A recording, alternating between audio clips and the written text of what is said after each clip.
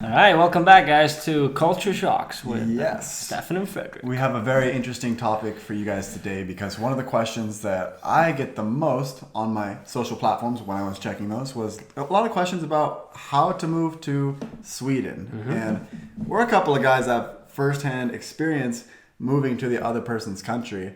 And I think it's very interesting because, like, for me, being an American citizen, I don't know anything about what it takes to actually move to America and live there. Whereas me moving to Sweden, I think a lot of Swedish people don't know what it takes to make that happen. So is it more difficult in one of those countries? That's sort of the question that we want to explore today. Yeah. What is that process like? Exactly, and ultimately, what's the toughest country to move to, basically, between the US and Sweden? Yeah. And I've actually done two different sort of moves to America. So first as a high school student or as an exchange student from Sweden to Texas.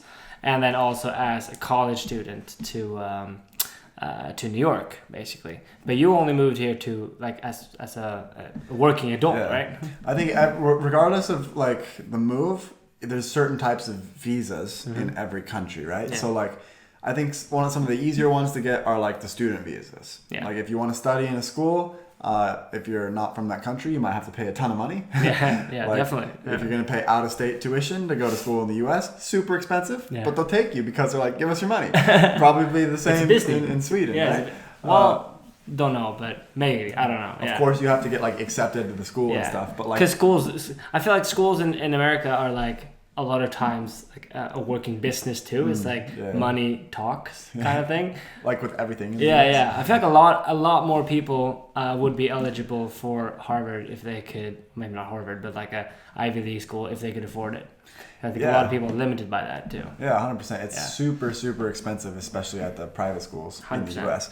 But yeah, depending on what visa you have, it's going to play a huge role. As an American citizen, I couldn't just up and decide to move to Sweden one day. I have to have a reason to be here.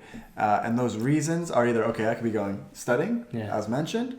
You can have a job. Mm-hmm. So that was the way that I came. I had a job offer in a profession that was in demand. But this is where it gets tricky because when you accept a job in the European Union as somebody that's not a citizen of the European Union, the advertiser has to have advertised the job for at least 10 days and made it available to everyone in the European Union, and then be able to prove that they need to hire you because there's no better candidate for the job. As a teacher, it was a little bit easier because they have a teacher shortage in Sweden, right? So that makes sense. That's obvious. Everybody knows that they don't have enough teachers here, and I was a licensed teacher with a master's in teaching. Yeah. So that was really easy to get my foot in the door and actually get a job. So you were lucky there, that process was lined up. Yeah. But let's say I want to just come here and be a bartender. Mm-hmm. All right, well, I couldn't do that because I don't have highly specialized skills.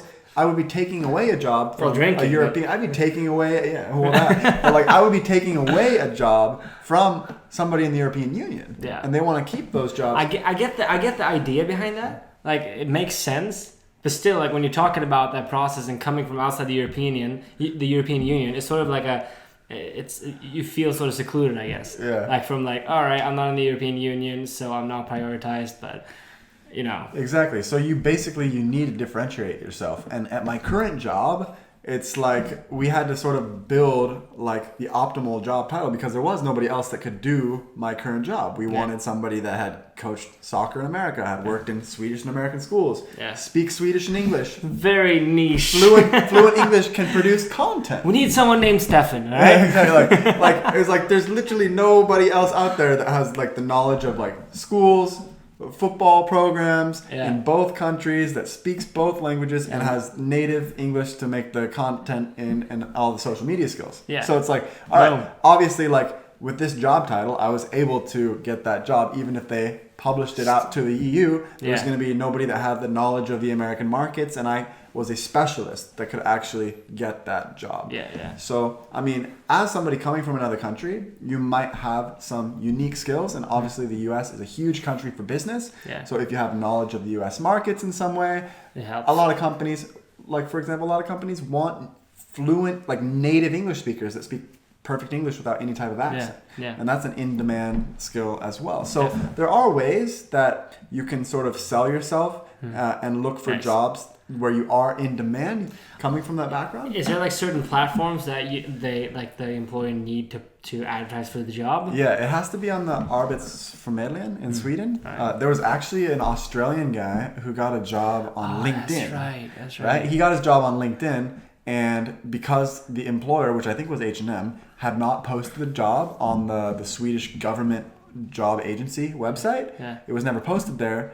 So they had no way of proving that EU people had access to the job first. So this Australian guy who was minding his own business, he had an apartment in Sweden, his whole life in Sweden, had been here for 5 or 6 years, got his job on LinkedIn, and actually got deported because his employer didn't post the job in the right spot. And he did absolutely nothing wrong. And he was a highly skilled individual in a very specialized thing, but because he didn't jump through the proper hoops. So it's scary. Dude, it's scary being an immigrant. Couldn't they just post it? Like when they figured it out, just like post a job for 10 days and then deport him. That's so like overboard. Like, Jesus. It's crazy. Are you still in touch with that guy? Actually, I talked to him a bit. We never ended up making a video. I did want to make a video about it, but he was like so stressed because he had like 2 weeks to leave the country. So and he was like trying to figure out. Come on, bro. I want to make a video about this. Come on. Yeah. So actually, I don't know. I haven't talked to him for a couple of years now, but I know when that was going on, I like reached out to him because that was like absolutely crazy to me. I remember you were scared about that too. Yeah, I was. Yeah, well, because obviously you get worried. I had found my job on LinkedIn too. But we were able to like prove. You were like, boss man. I was like, all right, have you heard about this? Like, make sure do we advertise it on the appropriate channels and everything? And I ended up getting the work permit. But that's the other thing. Like the work permit and a lot of the visas, they take a long time, right? Mm-hmm. So my first like jobs in Sweden were as a teacher. Mm-hmm. I had my teaching permits. And then when I came to Stockholm, I started working in digital marketing. And now, thank the Lord, I have my permits for that. Lord. But because it takes the immigration office like about a year, I think it was a little over a year in my case, to actually get a decision on your application, my old permits had already expired.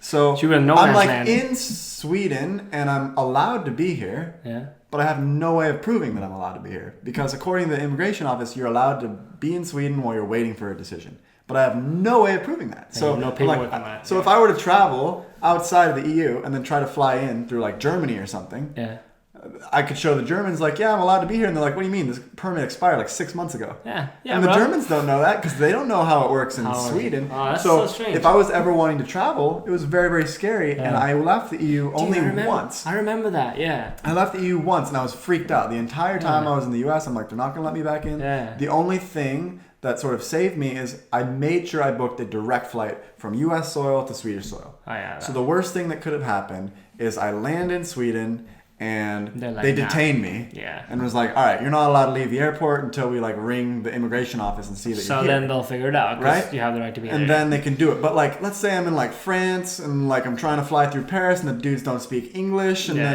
it's just like all the different countries and cultures. Very, very stressful. But because I was like, all right, I'm flying direct from the US to Sweden. If there's any problem, they can contact figure it out, and they can figure it out being in Swedish. Yeah, I remember I wanted you to come to Hong Kong that one time and you were like, man, is it going to be worth not coming back to Sweden? I'm like, maybe, dude. That was sketchy. There was times like all my friends are going on a super fun trip that I was like, I have an expired permit. I don't want to risk the EU for a fun trip. Stupid, so that's one of the things that I absolutely hate about being an immigrant in a system that takes so long to get any sort of decision because there's no way to prove it. And even now, like my current permit is supposed to expire in a few months. And I have like weddings and stuff that I want to go to in the US or like, but do I really want to travel to the US during Corona times and have no paper proof of being allowed to live here? I saw that guy from Yes Theory. He left during COVID, left the US.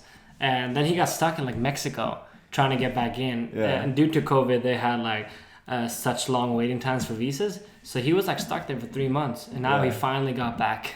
And he had no visa for Mexico, right? He didn't care there. How does that work? But it's interesting, the whole like deportation scare or whatever. Because I feel like once you're trapped in that, it's really hard since the waiting periods are so long. It's really hard to get out of it, even if you're like in the right, so to speak. But then I think there's a lot of cases that, get missed as well. The people who are not allowed to be here or whatever. But to me in Texas, I remember like in the beginning, we wanted to go to parties and stuff. And my host mom was like, honestly, you can do what you want, but you know the consequences. If you get caught drinking because you're underage, then they'll deport you. And I was like, Mom, like, what do you mean deport me? Like, it sounded really scary, and obviously you get like. You have a scare of that all the time. Like if I mean, again, for you as well, like breaking the law, it's going to be more severe than for me, I guess, since I'm a citizen. Yeah, there's more implications of that. Like for me, as somebody that wants to become a Swedish citizen, like if I were to break the law, I would not be able to become a citizen, which would be very unfortunate. So definitely, it's crazy. But there's also like so many ways that you can get deported on like a technicality, like this Australian guy. And they actually had a term for that in Swedish, like talent deportations, I think is the English translation. Talent deportations. They were there was a lot of like highly qualified skilled workers from like first world countries that were getting deported off of like the LinkedIn technicality, or like didn't have like one box checked in a certain way. One of the requirements is that basically the employers have to provide insurance and pensions and all these things for foreign employees. Well, let's say you work at a smaller company that doesn't offer that. Well, then in those cases, like they would have to find a way to support an employee that is from a different country. So like in the US, for example, if you're working for an employer, they have to pay extra to hire somebody that's not a U.S. citizen, right? They have to sponsor you basically to stay. They have to sponsor. So it's sort of similar in Sweden because the employer takes on certain responsibilities to employ somebody. So I might be more expensive than a normal Swedish employee because an employer might have to cover all the things that are required by the immigration office. Yeah, man, it's just like. It's hard as a foreign citizen. It is. And that's why I want to become a citizen here, just because I don't want to have to worry about not being able to travel because of an expired visa. But to me, like moving to the US the first time, I had to use like an organization, obviously, because I wanted to become an exchange student. And what they do basically is help you with like getting the right visa, and the main thing they do is to find you a family, right? And this is sort of funny because. I applied, I think, in like February of 2013, I think it was. And then basically you just fill out the application and you pay a bunch of money and then you just wait. So in May, they reached out to me and they were like, hey man, like we found you a family, but like there's just this one little hiccup. Because in your application, I said that I wanted to be the only exchange student in the household. I didn't want to live with like another freaking... Norwegian or whatever. Definitely not Norwegian. Definitely not. And so that's just like I remember being sort of hesitant about that question, but I was like, I think I want to be the only exchange student. And they were like, yeah, we found you a family, but they want to accept like a German student as well. And I was like, all right, so could I get the info of the family maybe? They're like, we can tell you that they are in a city called Dodge City outside of Kansas. Right outside of Kansas City. And you're like, nope, not there. Exactly. And the population's like 310 or something like that. And the kicker was this family, previously, they had, I would have been like their 38th exchange student total. You're like, I want to be special. Exactly. And they like, they like accepted like 2 or 3 every year. For the last like 20 years, right? So, they're trying to import people because there's only 300 people in this. So to me, it's like it just felt really strange. So I was like, actually, like you guys should just find another family because first I didn't really like the spot, and then it was kind of a hard decision. But I was like, all right, now. But then like 2 weeks later, they contacted me again. I was like, yep, we found your family. Good luck, bro. And it was in San Antonio, Texas. And it's funny because I spoke to my host mom after this, and we're still in great contact. And she'd been on like Facebook one night, and she saw an ad saying like, Swedish students looking for families, and her mom, sounds like such a sketchy. I know. And her mom, you're like waiting on the other end. Here I am.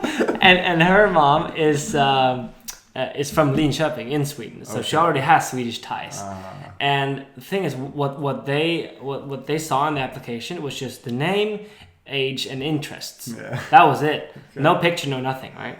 If they saw the picture, they wouldn't pick me. Oh, no. But they were like, I was basically the same age as her son. And liked soccer, and so did her son. So she was like, yeah, it's a pretty good fit. And she was just really spontaneous. And it was just like the best situation for me, because ending up where I did in that family, they were really liberal, obviously, because of the Swedish ties. Yeah. And it was just such a good fit for me. So thinking back, like saying no to Dodge City and just ending up in this family where I did, with this like really liberal mom or whatever, was really good for me. And as I told her, she was like, you do what you want, but just know the consequences. Potentially, dude, because I had like this German student in my school, and his family, they like limited his data. They like only gave him his phone like a few hours every night.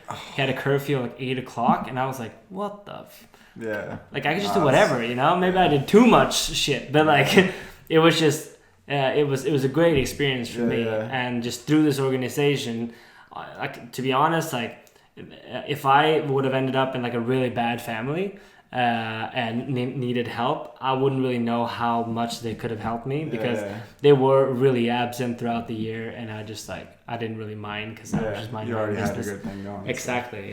Yeah. But coming back to like the visa process, I needed a visa called the F1 visa. So it's a student visa basically, but it's hilarious because on like the questionnaire, there's like all these, there's tons of questions, right? And then there's some questions which is literally like, were you involved in the 9/11 attacks? And you're like, yes or no? And like, do you have ties to the Al-Qaeda? But who is actually? No, the thing is, they just answer that. They just want the grounds so they can sue you. If they find out that you are like somehow like maybe you lied on a government form. Basically, yeah, exactly. Okay. That's what I figured. But like filling that out, I'm like, this is so fucking strange. Like, would I actually say yes? Like, no, I wouldn't, obviously. Yeah, but the process, it was kind of like, it's kind of hectic, because there was all these questions, and you had to send out like not a copy of your passport, but like the original one, and it was gone for like 3-4 weeks. And that's scary. I hate giving up my passport. I know. And then you had to book an appointment at the embassy in Stockholm, and there was like a waiting time of a few weeks. And then you would go in there, and there was like airport security, and you would leave all your stuff in a box in the entrance, like your phone, wallet, keys, everything. And then you just walk inside the embassy, and then you walk into this waiting room, and there's a guard sitting like right in the beginning, and his one job is to take your number and read you the number and give it to you. He's like, number 38, and then there's like still a sniper like in the background, because like he still like needs to be American, right? And then you just wait, and then they like interview you, basically saying like, why are you going to the US, like how long you're staying, what's your reason, like what are you going to learn in the US, and how are you going to use that when you come back, like, and what's your plan when you come back, like they want to make sure you're not going to like, you know, marry someone and stay there, you know. Well, it's interesting because like this U.S. side, it seems like they're more focused on like the security, right? Like, is he a terrorist? Is he going to be a danger to the society? Is he going to take American jobs? Like this sort of. Dick and jabs. And Americans are always sort of, I guess, weary about immigration. A lot more closed off to the idea than like the average Swedish person, I think. No, definitely. So they have a lot of security concerns. That feeling just infiltrates like the whole process. They just want to make sure that you're not gonna like mess anything up. You know, just like make sure you're not coming here. Your plan is not to stay. Your plan is to visit, and you have the sufficient funds. You have money, and you know the whole process is just infiltrated by all that. This was interesting because from that's what I was kind of viewing when I filled out my first immigration form to come to Sweden, and one of the questions on the questionnaire was like, do you intend to permanently settle in Sweden? And I was like, I've never even been to Sweden before. So how can I answer this this question? I was like, what would the Americans want me to say? Like, I've never been to this country, and I want to go move there and settle there and never come back. It's like, so I put no, even though I still fully had the intention of like staying. I was living with my girlfriend, had a job. Like, I did eventually want to become Swedish citizen. I find out later the reason for that question is that they want to only count the time that you've been in Sweden towards citizenship as the time that you were intending to permanently stay. And I didn't realize that until after I filled out the questionnaire. So, of course, on the next questionnaire, I'm like, yeah, I want to stay because I want to become a citizen. But me coming from my American cultural background, I'm like, I don't want to be like a threat or like impose on your country. Yeah, like, exactly. I just want to be like a gracious visitor. It's like, I've never even been. This is them making sure that this is not my intention, basically. Exactly. I didn't want to come off as like having some sort of weird intention, which actually sort of might have backfired and set back my citizen process by several months, but who knows? For me, like going through that whole process, doing the interview at the embassy, all that, you wait another few weeks and then you get your passport back with like the visa in the passport, right? Yeah. Even going through all that, you're not like in the clear yet because they're like, when you arrive in America, you have to show this passport, show the correct forms, and not fuck up, and then you might get let in. That was like literally what they said, not the F word, but like they were like, this is not a guarantee. You have an accepted visa, but you know anything can happen. Yeah, just you're like, all right, cool. Don't look like a terrorist. Exactly. And I fly into Chicago like first time like traveling far by myself. Yeah. And I land in Chicago and I wait 2 hours in this freaking immigration line. Always like that. It's insane. Yeah. And then finally, like, because you're not supposed to have your phone out in this line. So you're just supposed to, like, look around, like, watch people, right? Most people go on their phones. I feel it depends. Sometimes they're mean. I actually did. And they're like, hey, no photos. What are you doing? No, stop. You're in foreign line. See, I was in the air. Exactly. Exactly. Yeah, no, definitely. And then, like, after, like, 45 minutes or something, like, half the stalls left to go to lunch. That sounds like Sweden. And no one new came in. I was like, all right, I guess we wait. And then finally after 2 hours coming up to the counter, I was so happy. Like I was just, all right, speaking to a human being. So I walk up and I hang on the counter, and the first thing the guy said, he's like, don't hang on the counter.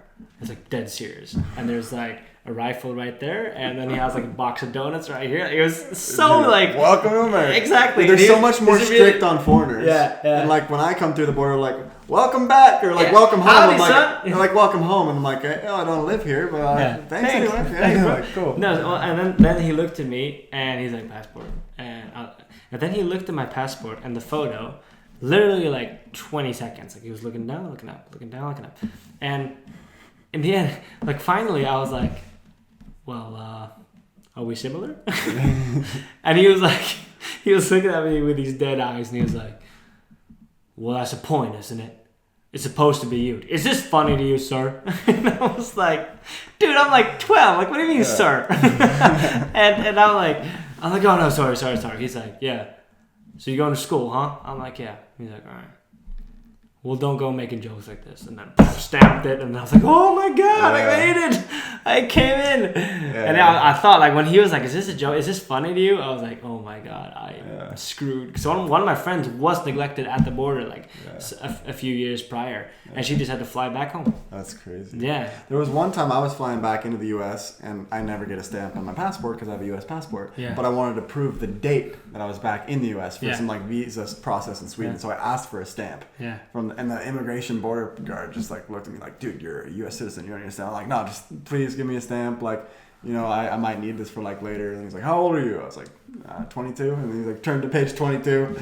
But the stamp wrote USC, like U.S. citizen. So normally they put like the day you have to leave, but like I didn't have that. So it's kind of interesting. While we're on this topic, I think the last thing that I think we should at least briefly touch on in this video is the one other way, or very common way that people move to another country for being in a relationship, or in the U.S. case, if you're getting married, then you can stay, right? Sweden, it's not based on marriage. It's based on cohabitating partner.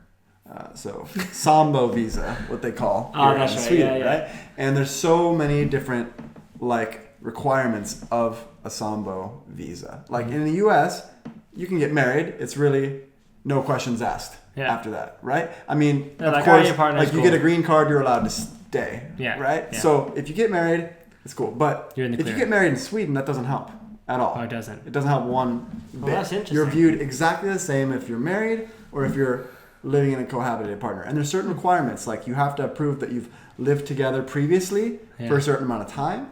The Swedish citizen that you're living with has to have a certain sized apartment. They have to make a certain amount of money to prove that they can support both you and the partner. Like, there's all these requirements. So even though I was dating a Swedish girl, I had no chance at getting a Sambo visa because we had never lived together in the U.S.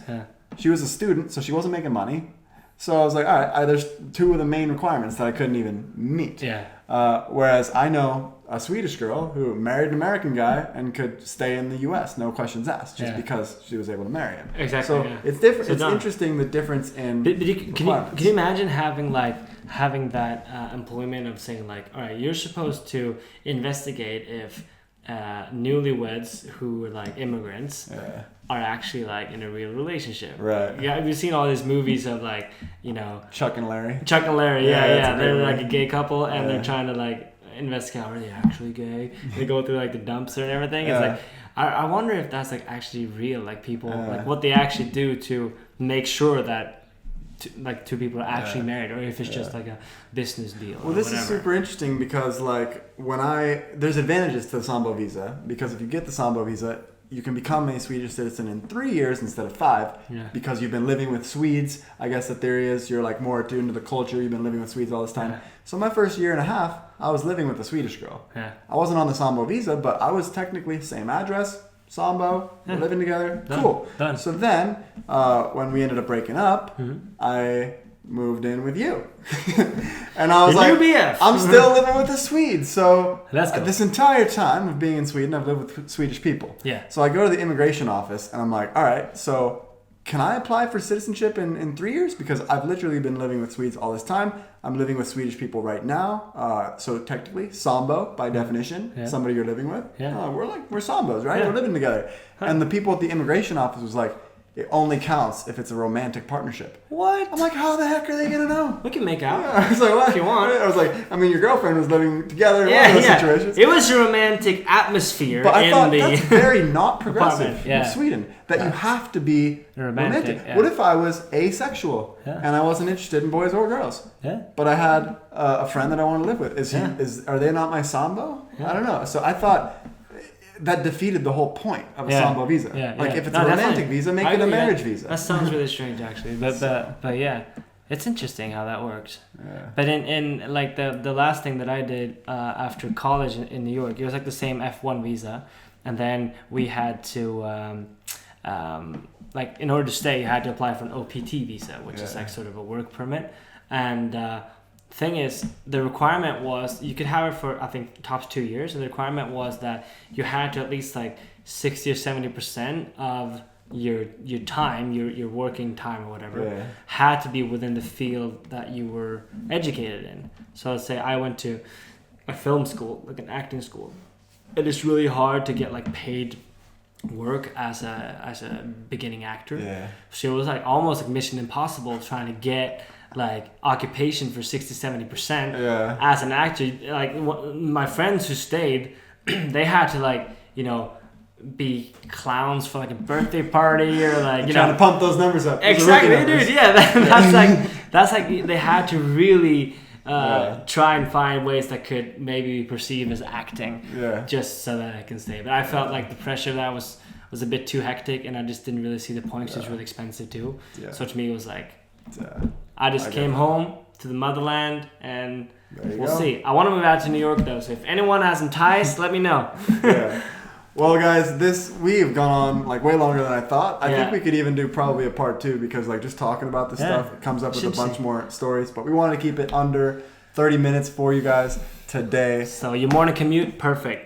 Fredrik and Steph podcast, 30 minutes. You know, but let us know if this was interesting for you, and we can make more content similar to this. Boom. Ask us questions if you need. Next week we'll do comment of the week because if we forgot. All right, guys. Thank you for listening. See you later. See ya.